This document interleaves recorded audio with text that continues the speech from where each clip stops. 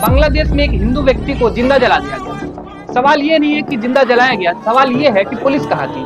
और ऐसी भी क्या बड़ी बात हो गई थी कि एक दलित हिंदू को, जो बहुत बड़ा कोई पॉलिटिशियन नहीं था, उद्योगपति नहीं था, एक बहुत ही गरीब व्यक्ति था, उसको जलाना पड़ा। तो नमस्कार दोस्तों, मैं नीरज दीक्षित और चलिए सारे सवालों का जवाब ढूंढते हैं और जानने की कोशिश करते हैं। कौन थे दीपू चंद्र दास? तो ये कोई बहुत बड़े बिजनेसमैन नहीं थे, ना ही कोई पॉलिटिशियन थे कि जिसके स्टेटमेंट पे इन्हें जिंदा जला दिया गया। ये एक छोटे और गरीब परिवार से एक हिंदू व्यक्ति थे, जिन्होंने एक छोटा सा सोशल मीडिया पोस्ट किया और उसकी वजह से उनके घर से निकाल लिया गया। और घर से निकाल के सिर्फ मारा पीटा नहीं गया और ना ही पुलिस के हवाले किया गया।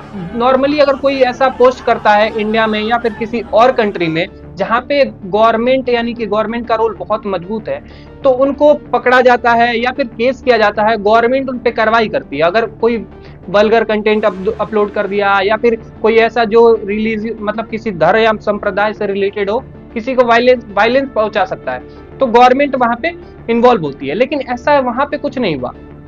वहां पे गवर्नमेंट इन्वॉल्व नहीं होती है, वहां पे घर से जाके खुद ही खींच के ले आया जाता है और एक भीड़, बहुत बड़ा भीड़ उसे मार पीट के जान से मार देती है। और अभी जिंदा ही होते हैं कि उन्हें एक बीचों बीच, भीड़ के बीचों बीच एक खंबे पे लटकाया जाता है, उसे तेल के हवाले किया जाता है, पेट्रोल के, और जिंदा जला दिया जाता है। तो दोस्तों, इनके परिवार में कौन कौन थे? तो उनके परिवार में उनकी बीवी और 2 बच्चियां थी, जिनको ये भी सुनने में आ रहा है कि उनको भी मतलब उनके घर को तोड़ ही दिया गया और उनको भी मार दिया गया है, ये सुनने में आ रहा है। अगर ऐसा हुआ है तो मतलब एक परिवार ने ऐसा भी क्या कर दिया कि जिसे जिंदा जलाना पड़ा और उन्हें जान से मार देना पड़ा। आपने गाजा में तो बहुत ही लोगों को सपोर्ट करते हुए सुना होगा कि वहां पे लोगों को मारा जा रहा है, तो सपोर्ट करो। लेकिन अभी तक इंडिया के किसी पॉलिटिशियन ने, जो अपोजिशन है, वो ये नहीं कह रहे हैं कि वहां पे गलत हुआ और सपोर्ट करें।